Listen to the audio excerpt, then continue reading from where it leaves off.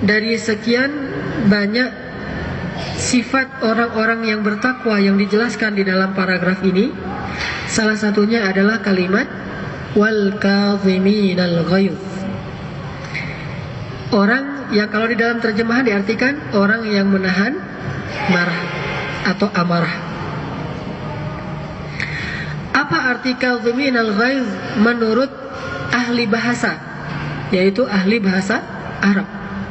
Sehingga nanti kita tahu seperti apa kita menahan amarah kita.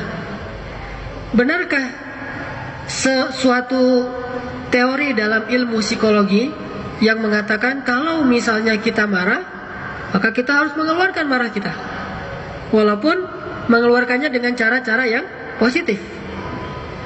Artinya misalnya kalau ikhwah yang laki-laki sedang marah, maka dia keluarkan emosinya dengan cara olahraga. Kalau ada alat-alat untuk dia pukul-pukul atau dia tendang untuk mengeluarkan emosinya. Tapi bagaimana kalau dia marahnya di jalan, tidak ada alat untuk dia pukul? Dia pukul kendaraannya sendiri, rusak. Kalau nggak rusak kendaraannya, rusak tangannya. Atau bagi akhwat, ketika marah dia keluarkan emosinya dengan cara masak misalnya. Gimana ngeluarin emosi dengan cara masak? Dia ngulek. Tapi gimana kalau ternyata harga cabai 100.000 per kilo? Kan rugi tuh. Setiap marah 100.000, setiap marah 100.000 kan? Dia ulek sambal. Soalnya kalau di blender nggak kerasa emosinya, baru kerasa kalau ngulek.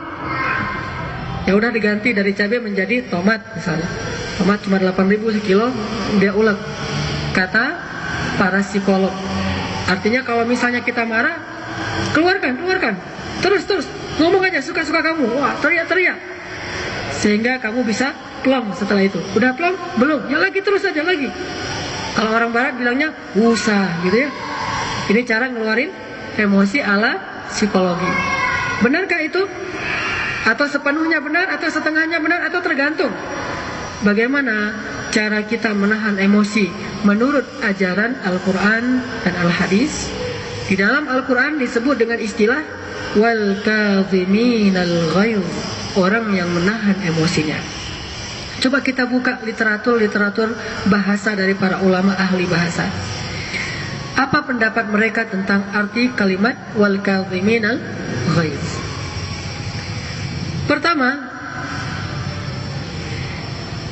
kita harus bedakan antara dua istilah marah dalam bahasa Indonesia. Kalau dalam bahasa Indonesia marah, dalam bahasa Arab ada dua istilah. Pertama, al-ghadab, itu juga marah. Atau al-ghayz, itu juga marah. Apa bedanya al-ghadab dengan al-ghayz? Yang dipakai oleh Allah di dalam ayat ini adalah al-ghayz. Di ayat-ayat yang lain nanti Allah pakai al-ghadab. Salah satunya di Al-Fatihah gimana? Ghairil maghdub, bukan orang yang dimarahi ataunya dimurkai atau dikutuk oleh Allah. Apa bedanya marah al-ghadab dengan marah al-ghayz? Kata sebagian ulama bahasa bahwa al-ghayz adalah amal batin. Marah di dalam diri kita disebut dengan emosi, perasaan kita sakit, gejolak yang ada dalam diri kita, mendidihnya emosi kita di dalam tubuh kita sampai membuat badan kita gemetaran karenanya, membuat kita panas karenanya, membuat wajah kita merah karenanya, membuat kita stres karenanya. Itu disebut dengan al-ghayz. Rasa sakit hati, tersinggung, perasaan marah, kecewa, sedih, khawatir, semua ini disebut dengan al-ghayz. Terutama sedih yang berlebihan, al-huzn. Sedangkan al-ghadab adalah amal zahir, marah yang diekspresikan dalam bentuk zahir, perbuatan.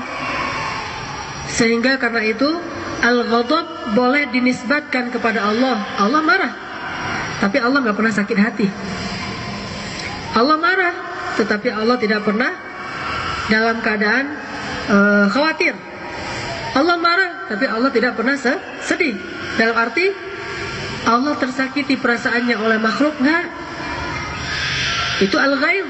Maka al-ghayz tidak boleh dinisbatkan kepada Allah, karena Allah tidak pernah merasakan al-ghaib. Al-ghaib itu salah satu kekurangan.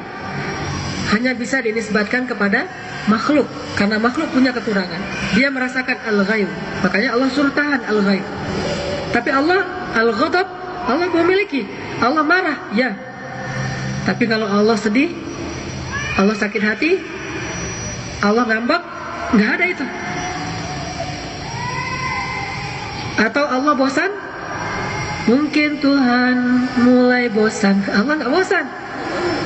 Kita yang bosan. Allah mah nggak pernah bosan. Bahkan hambanya, kata Nabi apa dalam hadis Qudsi, ada hambanya yang berbuat dosa di siang hari, Allah beri maaf di malam hari. Berbuat dosa di malam hari, Allah beri maaf di siang hari. Terus sampai apa? Matahari terbit di barat. Pernahkah Allah bosan? Enggak.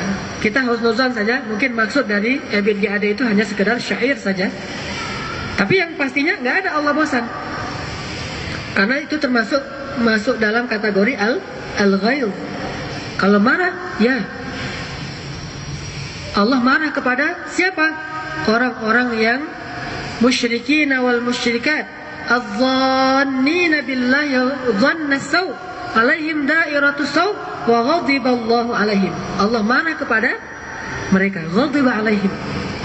Siapa orang yang Allah marahi itu di dalam surat apa? Al-Fath. Orang munafik, liyu'adzibal munafiqina wal munafiqat wal musyrikina wal musyrikati adh-dhannina billahi dhanna as-saw, alaihim dairatus saw, wa ghadiba Allahu alaihim wa la'anahum. Allah marah, Allah melaknat mereka. Ghadab. Kenapa? Karena mereka kufur kepada Allah, munafik di hadapan Allah, syirik kepada Allah dengan sesuatu yang tidak pantas, sehingga Allah timpakan kepada mereka kemarahan Allah, yaitu siksaan Allah. Maka beda antara marah dengan al-ghaib.